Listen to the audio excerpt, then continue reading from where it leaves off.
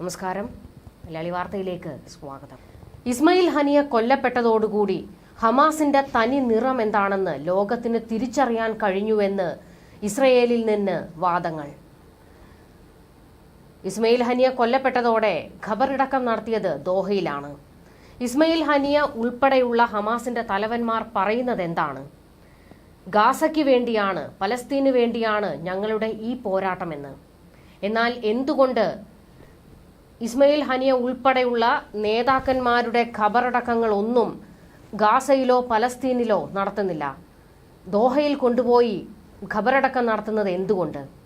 ഈ മണ്ണിന് വേണ്ടിയാണ് പോരാട്ടമെങ്കിൽ മരിച്ചു കഴിഞ്ഞാൽ ഈ മണ്ണിൽ അലിഞ്ഞു ചേരുന്നതല്ലേ അഭിമാനം? പക്ഷേ അതിനൊന്നും വയ്യ. നേതാക്കന്മാരെ എല്ലാം അങ്ങ് അറബ് രാജ്യങ്ങളിൽ സുരക്ഷിത ഇടങ്ങളിലാണല്ലോ ഇരിക്കുന്നത്.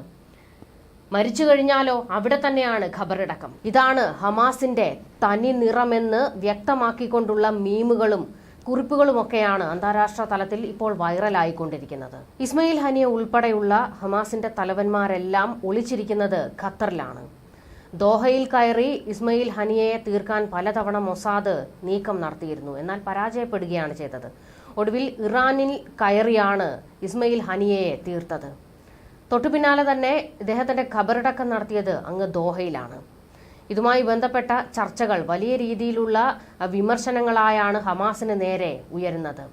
ഹമാസിന്റെ നേതാക്കളെല്ലാം ഖത്തറിലും മറ്റ് സുരക്ഷിത ഇടങ്ങളിലും ഇരുന്നു കൊണ്ട് ഗാസയിലുള്ളവർക്ക് നിർദ്ദേശങ്ങൾ കൊടുക്കുകയാണ്. നിങ്ങൾ അങ്ങനെ ആക്രമണം നടത്തൂ, ഭീകരാക്രമണം നടത്തൂ എന്നൊക്കെ. ഇതോടെ ഹമാസ് എന്താണ് ചെയ്യുന്നത്? ഗാസക്കാരെ പോലും പടച്ചട്ടയാക്കി അവരെ യുദ്ധമുഖത്തേക്ക് കരുവാക്കിയാണ് യുദ്ധം നടത്തിയത്. അതിന്റെ എത്രയോ തെളിവുകൾ ഇതിനോടകം തന്നെ പുറത്തു വന്നിട്ടുണ്ട്. ഇതാണ് ഹമാസ് കാണിച്ചു കൂട്ടുന്നത്. ഇനിയും പറയണം എങ്ങനെയാണ് ഹമാസിന്റെ നേതാക്കൾ ഗാസയ്ക്ക് വേണ്ടി പോരാടുന്നതെന്ന്. നേതാക്കന്മാരുടെ പോരാട്ടം വെറും വാചകമടി മാത്രമാണ്. കോടാനുകോടി സ്വത്തുണ്ട് ഹമാസിന്റെ നേതാക്കൾക്കെല്ലാം. ഇതെവിടെ നിന്ന് കിട്ടി എന്ന ചോദ്യം ശക്തമാണ്.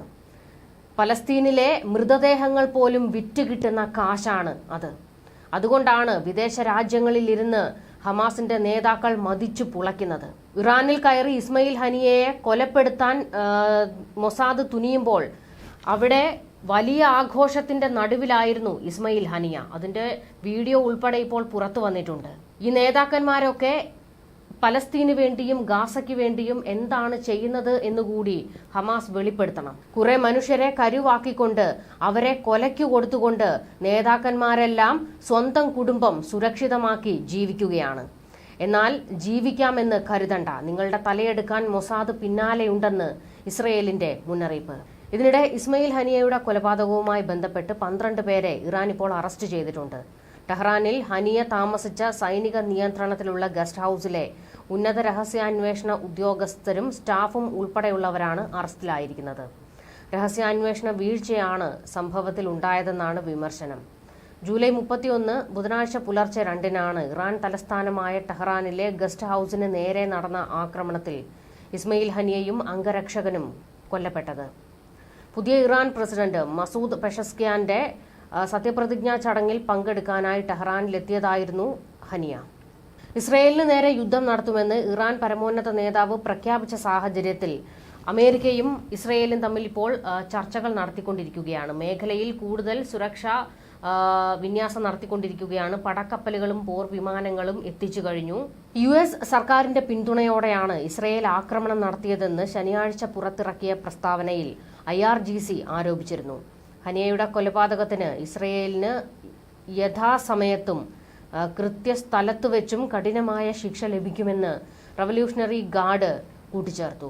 നേരത്തെ ഹനിയ കൊല്ലപ്പെട്ടത് മുൻപ് സ്ഥാപിച്ച ബോംബുകൾ പൊട്ടിത്തെറിച്ചാണെന്ന റിപ്പോർട്ടുകൾ തള്ളി ദൃക്സാക്ഷികൾ രംഗത്തെത്തിയിരുന്നു.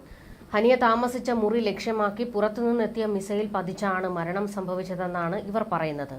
ടെഹ്റാനിൽ ഗസ്റ്റ് ഹൌസിൽ ഹനിയയുടെ അടുത്ത മുറിയിൽ താമസിച്ചവരാണ് ഇക്കാര്യം ഇപ്പോൾ വെളിപ്പെടുത്തിയിരിക്കുന്നത്. വൻ സ്ഫോടനത്തിൽ കെട്ടിടം കിടുങ്ങുകയായിരുന്നുവെന്ന് ഹനിയയുടെ മുറിക്ക് തൊട്ടരികിൽ താമസിച്ച ഒരാൾ വ്യക്തമാക്കി. ഇതിനു മുൻപ് തന്നെ ഉഗ്ര ശബ്ദം കേട്ടതായി അദ്ദേഹം വെളിപ്പെടുത്തിയിട്ടുണ്ട്.